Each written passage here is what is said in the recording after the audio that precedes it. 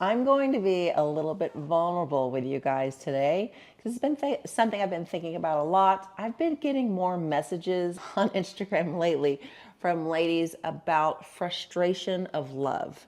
And I wanted to share with you really quick. My Instagram is Amy plus Joe for a reason. So it is my life. It's my Instagram. Joe doesn't do like a lot of social media, even though he's always on mine. I wanted it to be my Instagram, but it's not my Instagram without him being a part of it. We've both been through a lot when it comes to love. Ladies, you guys get so frustrated, which I was in the same boat before. It's like, are there any good guys out there? Am I ever going to meet anybody? I got one of my best friends. He's like, am I going to be single forever? And these are questions that just like linger all the time on women's minds. And I just want to share quickly with you just some hope. I will tell you this. Joe is my third husband, and that I used to be embarrassed to say that. But you know what? It is what it is. Everybody's gone through things. What happened was when I was in college, I had a full scholarship at Texas Tech playing volleyball. Stud. I'm very athletic. I'm just saying that out loud. If you threw me something right now, I'd probably catch it blind with my left hand. But anyway, we all have talents, and mine is athleticism.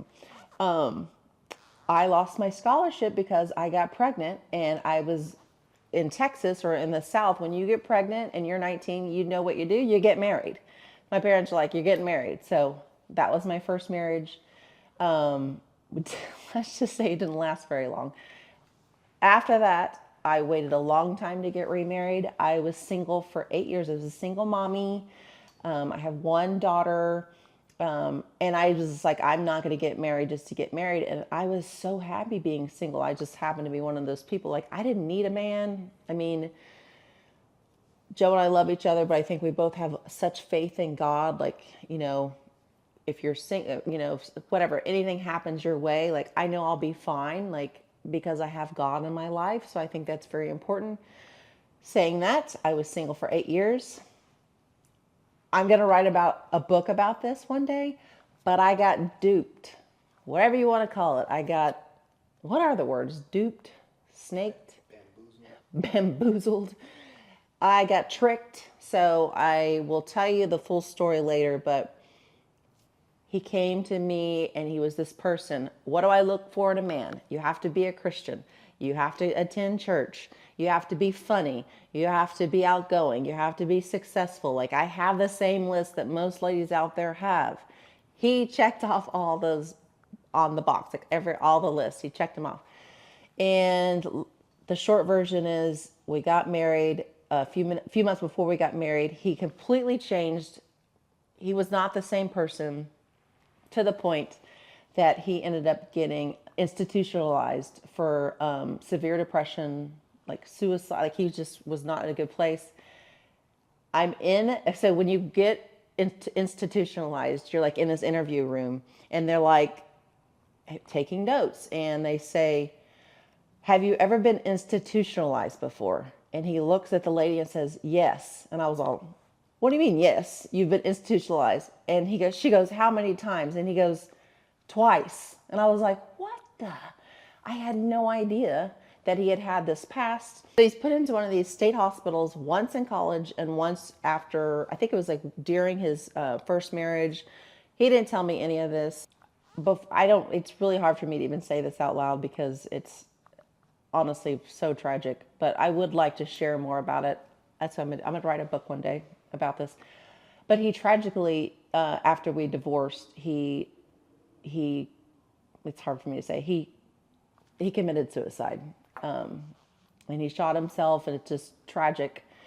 But, as for me and my daughter, everything we went through was very hard. I mean, the things that this man put us through, no woman should go through. Like, it's when you're dealing with someone like that, it's hard. And as a Christian, as a believer, I don't believe in divorce, which is crazy. I'm sitting here being married 3 times, but I was like just wanting to stick it with him. So I tried. Year 4 or 3.5 years we separated because it got to the point that he was threatening my life and my daughter's life. I mean, to the point he was like, I want to blow up the house. I mean, it was a whole thing. I divorced, and no joke, my divorce was final in November, and I met Joe in December. And I'm like, oh no, well, I'm not getting back into a relationship. Long story, I could share with you later. We've been married now for almost for 11 years, and it was clear to me that God put us together for so many wonderful reasons. And the reason why I'm sharing this quick story with you is I want to give you hope. I get messages all the time like I'm single. Like I said, like people are like, I wish I had the love that you and Joe had. So what kind of advice can I give you?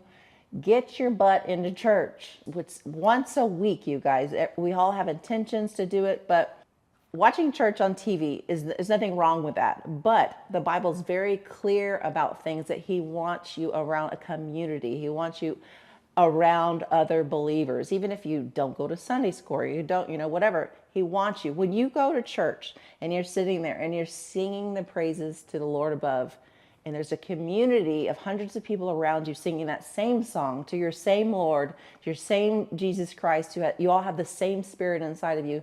You can't tell me you're going to get that sitting on the couch with your pajamas on, which is what we did during COVID, which sucked.